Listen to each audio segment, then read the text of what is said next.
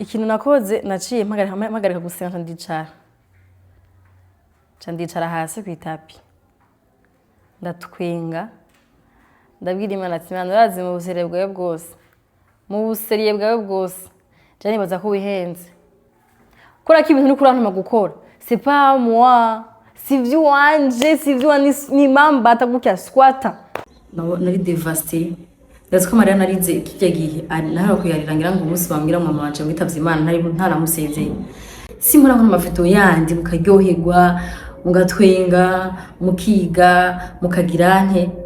kubera kino biba amajambo y'ubuzima kandi abakunda abantu b'hypocrite abantu b'hypocrite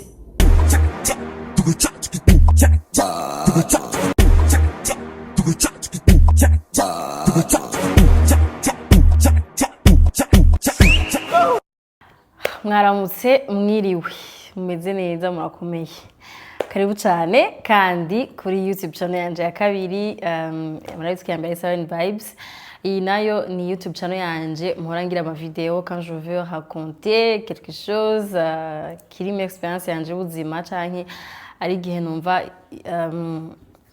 nshaka kubaha ama story time canke ama vlog canke n'ibindi bintu bashaka kubaganiriza canke nkoresha iyi YouTube channel yanje ya kabiri karibu rero kubasanzwe bayiriko kubatari bwayize ko ni kaze cyane mugire subscribe no kuri mugire subscribe muri benshi kubera ko biraryoshe gose iyo umuntu aje akavuga akabona ko finalement ntiya ikavugira usanka ntiya ikaratumwanya kubera ko basha ntose nshobora kubabesha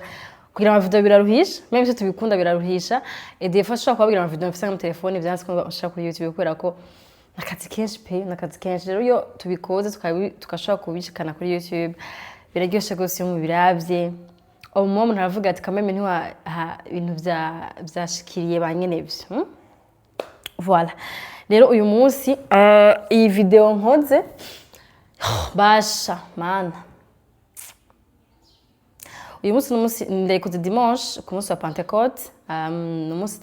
twibuka ingabire Yesu yadusigiye ko duhamwe mu yera rero maze igihe kirindi ko ndanyenyerana na mwe mu yera kandi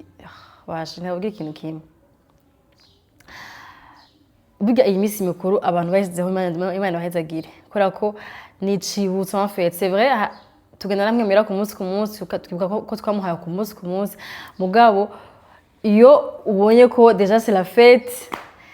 yo kwibuka guhabwa mwe yera ucari hari akantu kakwibutsa ese ubanye gutara mwe yera we mubanye neza urasikora bizi ko ari ingabire wahawe ku buntu alors je rero no munsi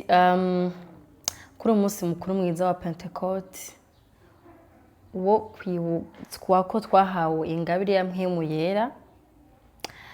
namanitse ko ndabwira Imana ati Imana mbabarire ibikico simaze ndanyingirana na mwe wawe uyu munsi ndaje kumwumvira ndaje gukora ico amazi igihe kinini karantuma et j'espère que j'espère même pas ko ndabizi ko Imana iyo Imana itumye umuntu uwo muntu kagira juste pas yo kumvira hari ibintu byinshi bikoreka hari ama miracle akoreka rero jewe maze imwaka je pense que ça va faire une année n'ukwezi parce que wakire ndabwire histoire ngene byagenze sivyo story time entre temps ndi mucumbi wanje harashushe ku murango harashuha ahantu mba urumva ku murango harashuha hagacakanya gose mwijoro kandi mankeneye ko haba frais ku murango rero mukaza kumva bruit ya kano kaboro muze kwihangana kubera sishaka gusweatinga ndababwira inkuru alors mu mwaka uheze c'était l'année passée mu kwezi kwa gatanu marabitse ko nagiye i Burayi muri juin mu mwaka uheze ijya mbere rero ni ikintu nasengeye naragisengeye nkicumva inkuru yuko nshobora gutumigwa kuja hariya hanye d'abord faut dire que nuko ndabwije ukuri ko mu mutima jewe sinabigire numva nibona ngo kana kaciye kazima kari mu muriro nta kundi ngiranshe nta shwa muri uwo mfuse mbigire nibona pe ngo ndagiye ngo iburayi ngo ndagiye ngo gukorerayo c'est vrai je ndizera cyane Imana ibintu nkoresha ndizere mu gose ibintu Imana abona ashima ikora parce que je namavuga nti kuri Imana ishima ko yamaye kwizera gukomeye vraiment je namanizera wana bige bihugu Imana yakoze kuri bihe by'aba David by'aba Moise by'aba Josué je bigenda vyizera 2026 pe namambwira Imana ati Mana wowe nimba urashoboye guca mu kiyaga hagati kikaba ibarabara abantu bakarengana n'ubwo urashaka gukora ibintu bishobora kurengera ubwenge bw'wanje kandi pe ndabize nkabona Imana irabikoze mugabo bitangwa ndaba kuba ubifise mu mutima ukabisengera mukavyizera je rero mu mutima wanje n'ubwenge n'imvyere bwaciye muko nzojayo c'est vrai umva envie karaza mbwo kugira bibe sérieux genre muri wowe umve ko biri ikintu kizokogwa bumva nyene bidahari and ico gere niho numvise ko muri jewe ngize conviction yuko harageze ko nja gukorera iburayi mugabo ko umuntu ubuzi situation ngene imeze c'est pas genre ngo gusaba visa nkora ngo yibuze ngo acha guha visa oya en plus urazi ubona ati none d'abord ububizi ko atari ikintu atari pampa n'uburyo cyo gihe ntibwari na bwinshi ntibwari kirenga hama jewe ncankora igice nyene nkora nk'ibisanzwe jewe ikintu kinje mu mutwe kikanje mu mutima nkumva ko ari ikintu hageze ko ndagikora kabisa hageze ndagisengera sivyo narabisengeye ndafata jeune ya une semaine et prière ndasenga je me rappelle que je gihona chima sinanakora muri période nari nagize nagapose kugira ngene senge ngene nisanzuye hemwe ndasenga sugusenga nsengera visa jewe mu kwizera kwa narumva ko ari ibintu bizokunda sivyo mugabo ukabona ngene ko hari ama réponse urukuronka atari ayaguha ivyizigiro byo kuzoshobora gukunda mais moi je prie mvuga ati Mana urabisinkino bigenzi ibintu byose bigwanye ukashobora kubiroranya yetu hama mu gusengera visa jewe nahawe ikindi gikogwa kitari ca visa ndakunda mwemuyera cyane vraiment ndakunda mwemuyera ni inshuti nziza mugabo kandi kuri moi j'ai prié namasenga ati Mana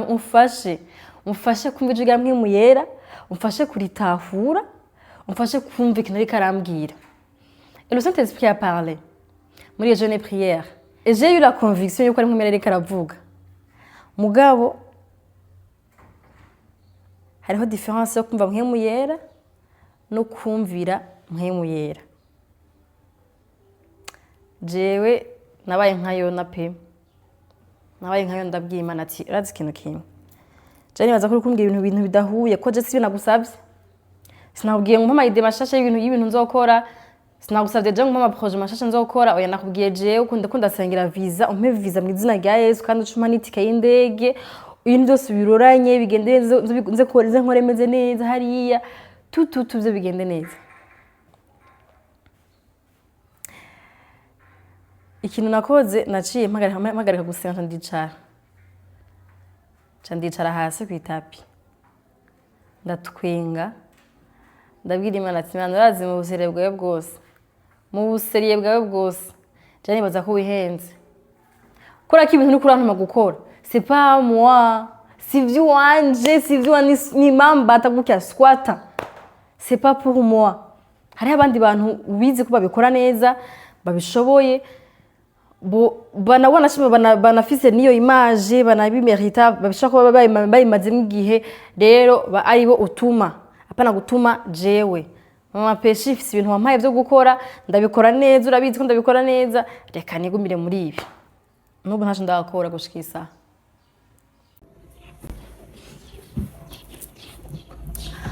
alors ico kintu rero Imana yantumye gukora it was just kwadinga contenu imwe mu makontenu menshi sanzwe nkora and what kind of content gusoma Bibiliya mu video nkora parce qu'il faut vous dire que pour être honnête d'abord jewe no kwisi nabesha ntabwo ndonsomye Bibiliya wa cyane ngo ni bege abantu batwara abantu batamara umusoda somye Bibiliya jamais je nukuri ho cyo giho Imana bimbwira ko ntanabira nasoma nasoma gaki aya magake nafse biriya y'igifaransa nibaza iri hariya sinzi ko muyibona ntabira y'iki ndarifise hama urazi bwa busini bwacu gutuma ama bible mu telefone niyo hari biriya yanje no muri eglise nagenda ntwaye telefone yanje bwati telefone yanje no biriya ndaswitchinga ururimi rwose nshaka ikaba byoroshe mu gifaransa mucoza mu kirundi canke si je veux Kiswahili ndashaka kironka muri telefone umuganda ndavuga ati quand même reka basi ngure bibiliya mu ikirundi kuko urumva j'étais sûr que aje Imana ariko rirambwira mugabo bien sûr je me disais bana uri wowe ivyo bintu kuri aho mace yuko nabishobora uri moi kino rimwe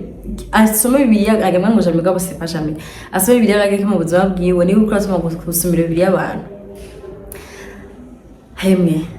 sinubabisha ko uje kuri nibaza ko Imana yananyigishije mye periode kutajuja abantu ko defari gihe ubona agatotsi mu jisho y'undi muntu ariko uhari je bavuga ngo giharage hari umuntu ruriya dishaga ntirikiramboneka mugabo ukubona amakosa ari mu jisho y'undi muntu canke ama faute canke ama erreur canke ama défaut ariko undi muntu utabanje kwiraba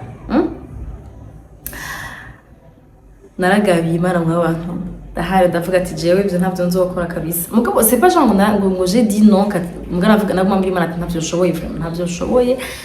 sindi qualifié singene babikora ntavyo nshoboye je nyine hari ndayisoma gake hamusha ndayisomera abantu gute hawo mugabo Imana yambwira ati je singene kuja gusigura singene kubabwira ngo Imana ivuze ngo bererere oya ndizera gose ko kino gitabo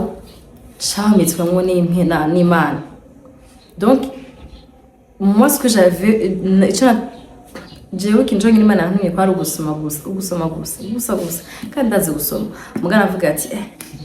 c'est pas pour moi ça ce genre de contenu c'est pas pour moi abwi Imana timana kame murayibona ko jewe ndakubiganira byiza abantu bakiga abantu bakafashwa bakagirana mugabo ibi inyara abantu babijejwe babikora kandi babikora neza c'est pas moi and then sana closing a dossier ndabandanya ubuzima mbandanya nisengerera visa hamana visa yamana nari impanda zane buraya pas qu'une fois deux fois naragize video ndababwira basha muri buka ngira video mwaka utanguye biyashanye navyo muri 2025 Stefani gica mu bintu ntutahure pourquoi Imana ikari gucishamo mugabo pas après bazo gutahura ati ikintu kintu bashaka kunyigisha muri situation basha muri ko mwakweze batwivye ku kazi shabara twivye nari devasté ndazi ko Maria narize kijya gihe nahara kuyarirangira ngo umunsi bambwira mu mama wanje ngitavye Imana ntaramusezeye niho nayo bakurira Maria nkaya narize kijya gihe bambwira ngo baratwivye nari yemeye kino ndavuga ati je uzoma kwanje buraheze birase ndavuga Imana wavyemeye cyo permis ko ni ibintu naruhiye uzi uburyo nabirosemo sinitwaye nabi sinyandaritse hamwe nivye ntago narenze kwikura mu bagabo narabikwenda ruhano nuremeye ko babinyiba narababaye mugabo mugabo après igihe nibuka kuri bw'Imana ibintu yankoreye nibuka ibintu ahantu yankuye ndavuga ati kameme urankunda cyo ndakizi urankunda rero mo bino bintu ko biba ko hari ikintu ushaka kunyigisha nyemerera unyigishe gukurikira ubugombe bwawe umpe umutima ubyakira umpe kwizera ko hari ikintu kiri beyond bino bintu ndabona amaso yanje biri inyuma ntashaka gutaha ubunyene nukuri navyo natara mugabo kamwe byaratumye umutima wanje urema ndashaka gusura retrouver le sourire et merci pour votre manere muri cya gihe shanyene hari gihe tuvuga ibintu by'Imana biri spirituel et mugabo ni ibintu physique hari gihe bifasha umutima kurema donc abantu bose mwaterereye mu bicane mu bicumi ibihumbi $100 $200 merci pour votre aide kamwe byarashoboye kumfasha ko avance kandi ndazi ko abantu mukeneye kumenya amakuru yabiga bintu igihe histoire ko nyagenze impamvu tutabivuga no kubitarahera kandi nshaka kuvuga inkuru ziri mu rukiko cyangwa ziri mu tribunal zitarashaka guhera mu ihangane so amakuru yabyo muganga nagashaka juste entre parenthèse kari mu kuntu Imana nganje muri periode iyo periode je nubaza ko ari periode Imana yankaptuye kabisa avuga ata je te tiens tagufise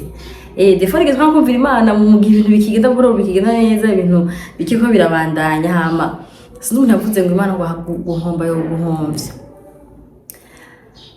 hari abantu nyine kweri asha twegera Imana mu bihe kweri haba byakaba ariho biga gusenga kuja ku birenge by'Imana kuvuga ati I surrender everything on your feet. Ndaciye bugufi ndaje munyigishe kubaho nubwo vyose zoba vyagiye, umpe ko kwizera, umpe gutahura ko ikintu c'agaciro mfise ari kugira Yesu, ari kugira Imana mu buzima. Emwe ako nari mbabaye kiragenda arasenga asenga cyane pe, nasenga cyane numva ijambo ry'Imana, narumva ijambo ry'Imana, narasoma Bible, natwe naho naguze Bibiliya y'ikirundi physique.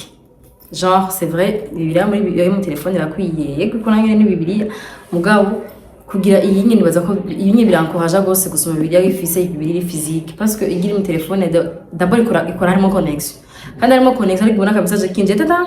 kaja kugasoma kushabagira ko ari kurasoma Bibiliya mugabo uko usoma iyi nyine uraje telefone kure ha mukasoma Bible.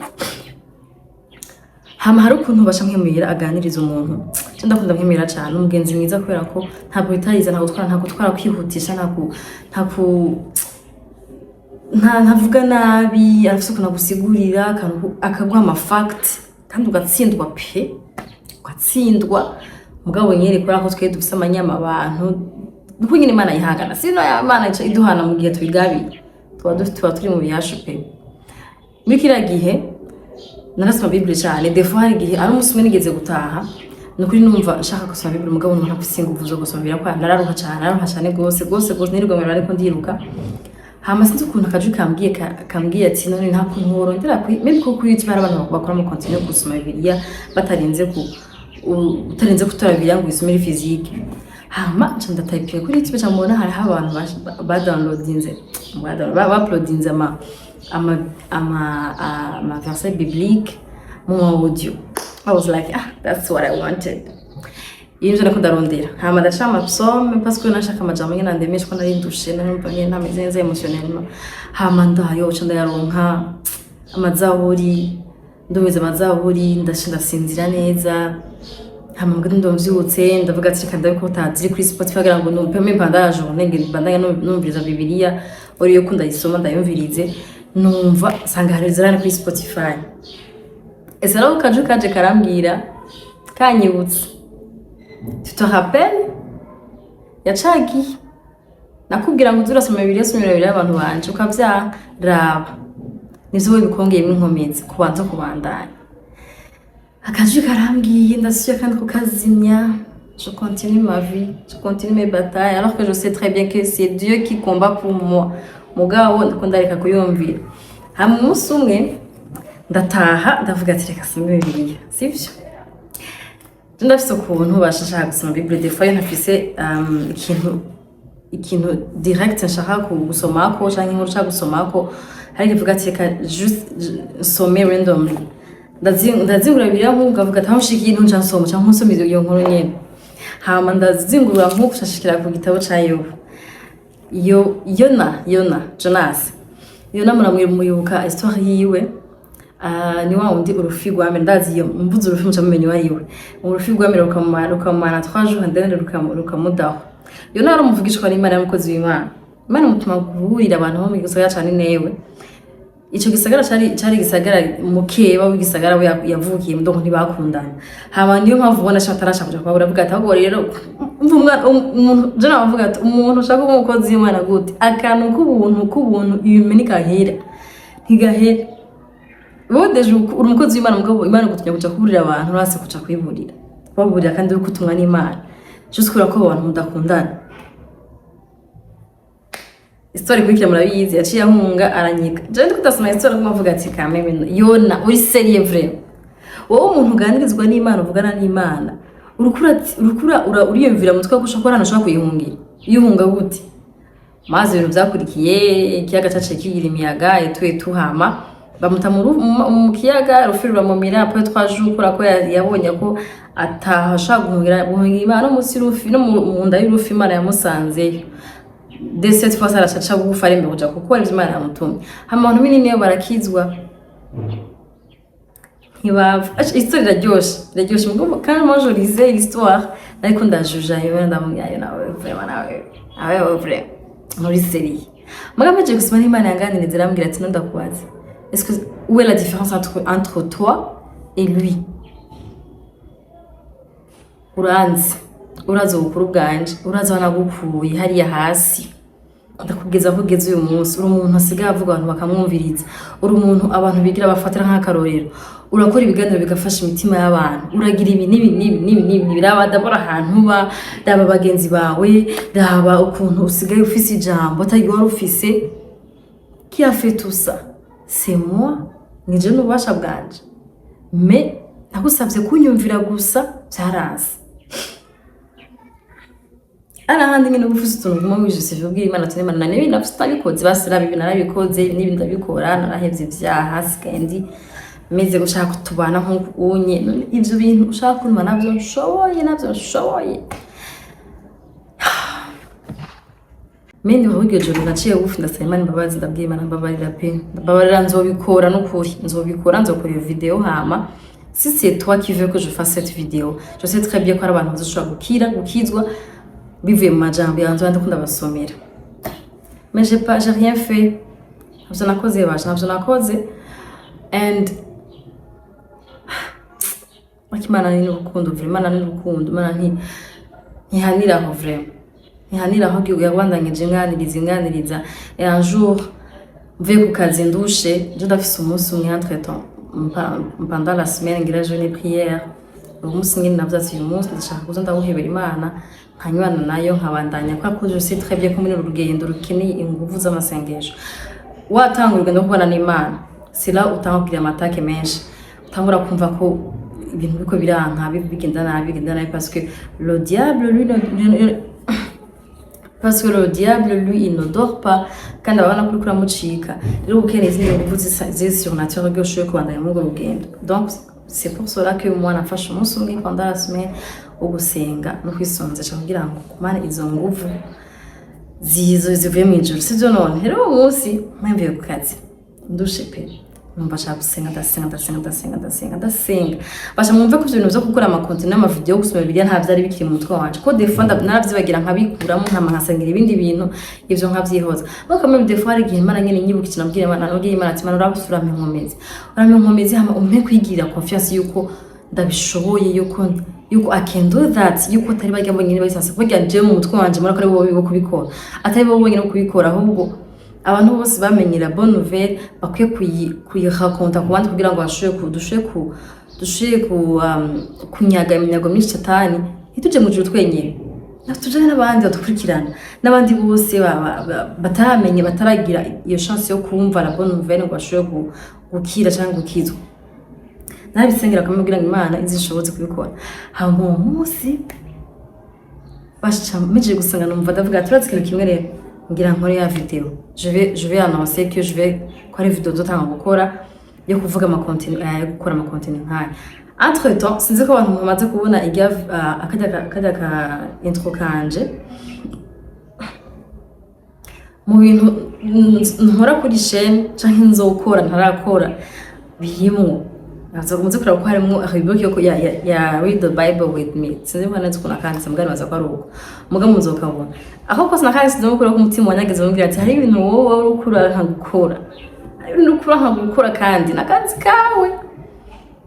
kora ko ingabiri yose kwikora Imana irayihe undi muntu kandi hari ibintu byishoboheje gomba ari migisha mishoboheje guhomba rero avuga ati kandi agashobogira ngo wasi ngumenye yagiza ngume mbona ko hari ikintu ntarakora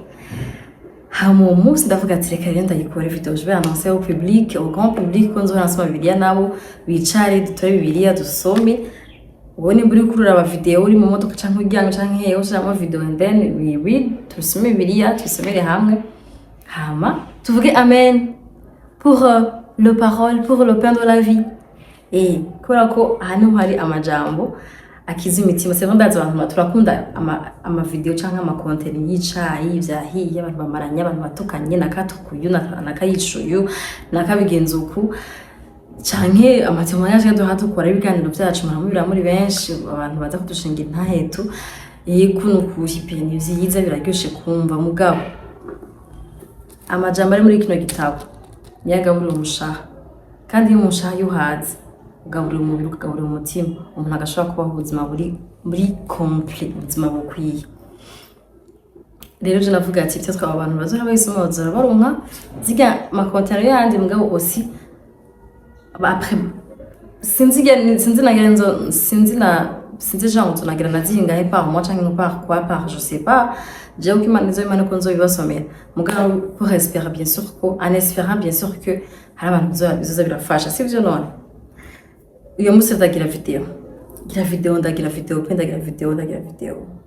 après une semaine pas n'imisi nga telefone ndishirafa ichifa imwe ya content no ma content yandi bien sûr mugiyo niyo yamba bacu kuravuga ati nyine maze igihe ngwana no kuyikora byaranse rero umwanya wo kumvira umwe meye ndayigize none iciyipfa cyane ngo kubwira imana ati mana waboye iyi ni singe yuko nawe ndakere ko muri iyi video isinge ndokene ko nkora bino bintu mugabo no kwese no babisha yari juste une excuse yo kumva ko ndiko ndiha amaheze yo kuba ntarabikora ntaragira iyo video. Rero uyu munsi no kuri uyu munsi natsinzwe ni umunsi wo kwibuka lokado twabaye mwe mu yera numvise ko nanje no hayo kado yo kumwumvira uyu munsi nose mshaka kugira nkimira ati mana ndaje so babwira no kwinagize umwanya wo gukora iyi video nagize ubunebwe umutwe urameneka numva nshaka gusinzira numva nshaka kugira nte nagwanijwe pe iyi video ni yakangaye nkoze video ya mbere nayikoze microphone sanga twazimye turiko turakora kandi turiko turakora nta n'amajwi ya ambiance mfise ko hariko kaze ku telefone ndabona ari kumwica agiye mu ndako ndavuga et puis je me suis dit this is a sign ko hari abantu Imana ishaka kuvugisha kuganiriza mugabo Shitana wari kare kuragira bigwanye ntibize bikogwe ntibikunde. Mais je me suis dit, toi le diable, je te connais. Tu vas pas m'avoir aujourd'hui. Je vais faire la vidéo et puis ndayimonte no musi ngendazi jando munege kumonta ama video mahara ama video menshi mfise ngaha ntazopfa ndanabahaye kandi yakoze mana biranduhisha nkumva ndabihebya ndabiheba. Sinzi mwabonye video nagize dernier makurisha nyene igaye batwa nayimana naida yamanyere demo mu telefone byansaba ndayimonta nkayiba. Mugara bati iyi cette fois iyi shitana bonye ko ari karavyivanga mwana wenyene ndamara amazi. Ndayikora ndayimonta ndayishiriye kwa hama la prochaine fois kazanza mwamaze kumenya ko hariho ama video nzobura nkora yo kubasomera amarabo nyina bashana abantu inkuru ziryoshe. Nari haye defi mugabo sinzi ko ariko nabita ngo defi mugabo ndashaka gusoma Bibiliya yose nkayiheza. Rero nta nubwo ndanashika kuri unashima just no abesha ngo ndamusoma Bibiliya cyane. Mais c'est juste ahubwo je me dis que bizonya kuraje gusoma Bibiliya kenshi kwa nzonza ati ndasoma Bibiliya ndasomera abantu. Rero ubu ngeze muri Exode mais déjà hangeze kora kuyisomera ndi consistent ndi post takike kiranyambura mu mutwe hari ubukuru mvuga ati uyu muntu yagize mugimana banzanyije mukunda umva hari mwicaye ngaha hari mwicaye nk'abantu mwe hari abantu mwaravye video ya Ruth and Boaz kuri Netflix ndibaza hari benshi mwarayibonye muga natangaye hari abantu benshi atari batwikiye nkuru ari nkuru mu Bibiliya Fugishukana mwari mubitswa ari nkuru mu Bibiliya ni muri bangahe ijya nkuru ya Ruth na Boaz mwabonye kuri Netflix ya Tyler nibaswa ya Tyler Perry bayimuta gutuge mujamo Tyler Perry stress mwamenye wari ngefe n'utwo muyizi abatari aramuja kuyiraba bafashe inkuru ya Ruth na Boaz barayimoderniza me muntu asangwa azi inkuru ya Boaz na Ruth yarabona ko ariyo bakinye mugabo baca bayikina mu buzima bw'uno munsi. Rero harimo inkuru nyinshi hano hantu Jesus ziryoshe nzozibasomera hama mwumvira d'abord la grandeur de Dieu mwumva ibintu Imana yakoze kuva ikiremisi gushika no bikirikira bikora. Nibaza ko aussi biratuma umuntu agira la grandeur ya foi yo kwizera Imana kuko jewe ndi mu bantu kuri bizera gose wabona ko ibintu hari nibibonera ko zibige bivuga ngo uko yareje nuko n'uyu munsi ari reje namarinze ravuga ati nimba yarashe gukora bino bintu Mose nimba yarakora bino bintu Marita Imana yazuye Marita no mubizi c'est pas Marita Dorcas c'est qui la femme Imana yazuye nk'ibyo rabona nk'ibyo bari bukuru uzi wibuka mugabo mba nkeneye kuvyisomera ndayisome inkuru neza amajenda tuyisomere hamwe sivyo none kugira ngo twumve ukuntu Imana igira neza Imana ari nziza Imana iri munyarukundo ariko kandi ko Imana idakunda uburofu Imana niko abuzi ko abantu defarige babiza n'urukundo rw'Imana ko abazi ko Imana bakunda ugasanga kuri ababiza ugumo yikora ibifuti kuri ibifuti ubuza tizo kwabarira hari inkuru nyinshi ngabiri zizokumvisha ko Imana irakunda na c'est vrai mu Imana ntikunda uburofu. Exemple gatoya imbere ko mpeza video. Exemple ni exemple ya Saul bamwita Saul mu Kirundi Saul le premier roi d'Israël. Ni Imana yamuturanje n'amavuta. Mugabo certain mu makuru bifuti yakora n'ukuntu ayanka kumvira ijwi y'Imana. Imana yaramukatiye. Ndambwira turazi ikintu kimwe je nawe turahejeje. Imana izagutora uwundi mwami Dawidi. Kandi isiga amavuta Dawidi. Saul akiri muzima. Kubera iki kubera ko wayetetse ntiyashaka kumvira ijwi y'Imana ngo ace mu nzira z'Imana. Rero n'ukuri attends. Wait gato imbere ko mpeze. Hariho ijambo nashaka kubasomera. Nibaza ko byamfashije no kugira conviction yuko I need to read this. Niba abantu ndabakunda nimba nkunda abantu bankurikirana nkuko manda bibabwira nimba ndabasengera by'ukuri nimba muri abantu banje by'ukuri ifoko nkuriye content ku bwanyu kora ko Yesu yarangiriye neza Yesu yarankirije Yesu yarambohoye Yesu yarampaye ubuzima Yesu yarampaye ku mazi yiwe y'ubuzima Yesu aranganiriza yarampinduriye ubuzima buraryoshe mbese rero nibyo ndabifuza namwebwe rero kino gitabo kiri mu bintu vyatumye negera gose Imana rero si je veux si muri amafoto yandi mukaryoherwa mugatwenga mukiga mukagira nte kubera kino bima amajambo y'ubuzima kandi abakunda